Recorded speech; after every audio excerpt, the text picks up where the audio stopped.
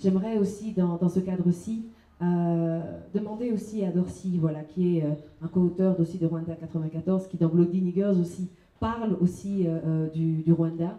Est-ce qu'il existe un jour, à part cette œuvre-ci ou d'autres œuvres que tu écris, est-ce qu'il est nécessaire ou pas de s'affranchir de cet héritage?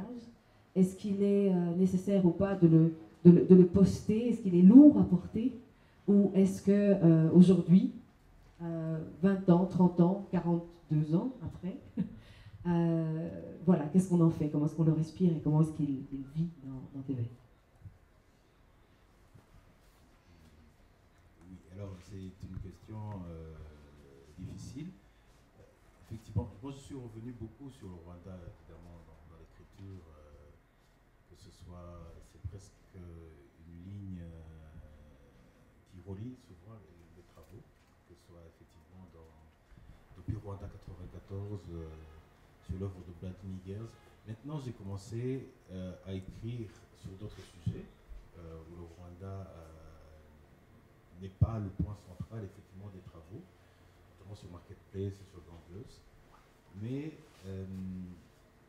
je pense que c'est important de traverser ça. En tout cas, si on veut se donner la chance de le dépasser, du moins. En tout cas, pour se porter ailleurs, c'est comme le travail de deuil aussi, il est très important. Mais il est important de le lever aussi pour porter le regard sur la vie et sur les vivants, pour pouvoir renouer avec tout le naturel et la joie de la vie. Et donc, mais il reste là, bien sûr, toujours. Et je pense que c'est naturel et que je revienne systématiquement. Par rapport à l'héritage, évidemment, l'œuvre de Rugamba est assez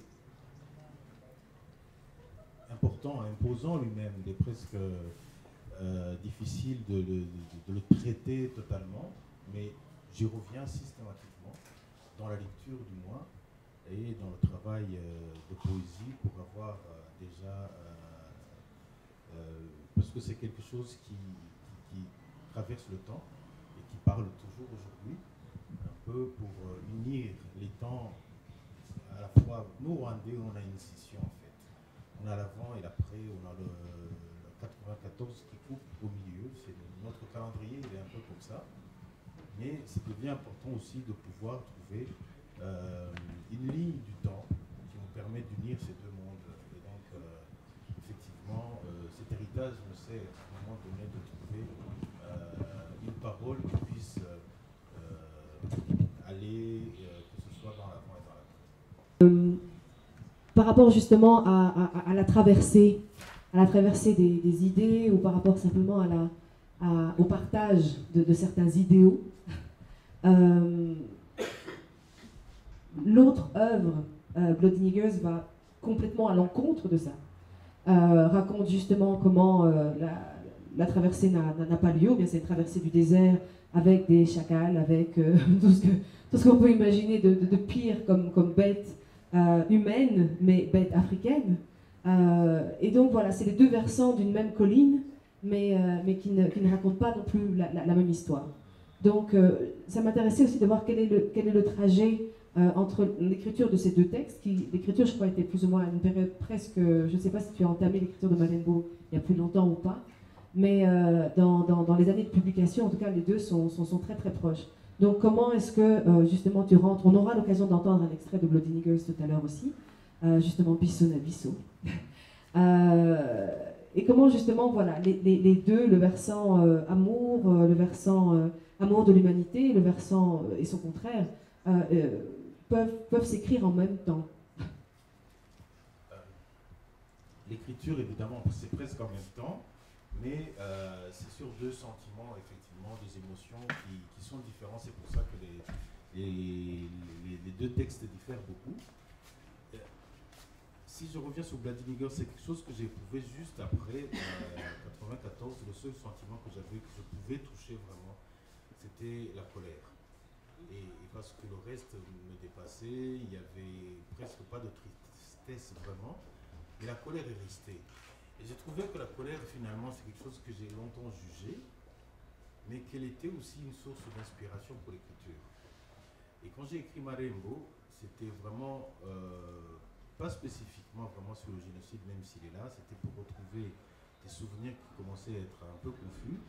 Je voulais vraiment immobiliser ça quelque part, être sûr des sentiments que j'avais éprouvés, des dates, des lieux, avant que le souvenir ne s'efface un peu. Et je voulais le faire aussi dans la douceur.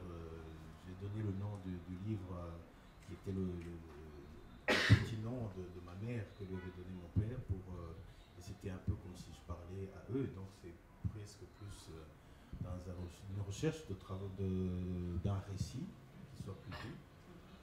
Alors, sur Vladimir, effectivement, à un moment donné, je me suis dit, tiens, pourquoi pas.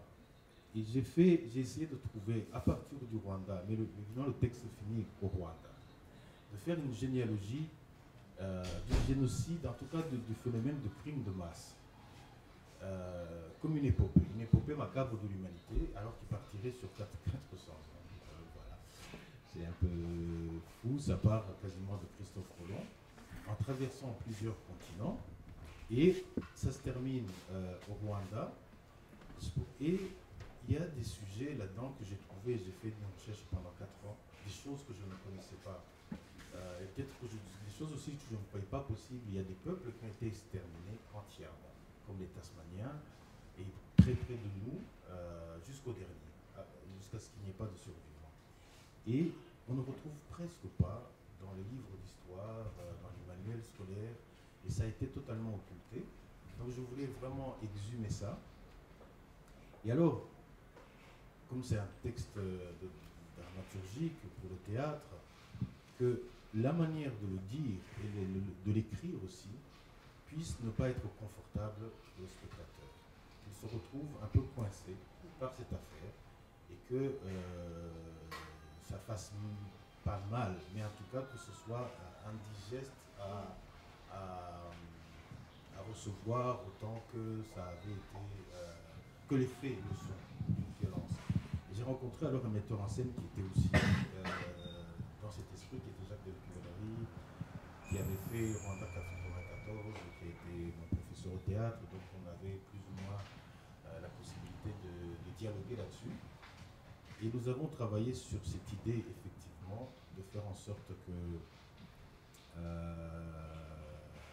le texte, effectivement, puisse garder, y compris dans sa mise en scène, cette forme de radicalité-là, de cette violence-là, jusqu'au bout, jusqu'au dernier poème, en fait, qui est le Kaddish pour l'Afrique. Mais dans l'idée, non pas de provoquer, mais de susciter un débat. Et je salue d'ailleurs Philippe Toussaint, qui est ici, qui a été le producteur de Vladimir Girls.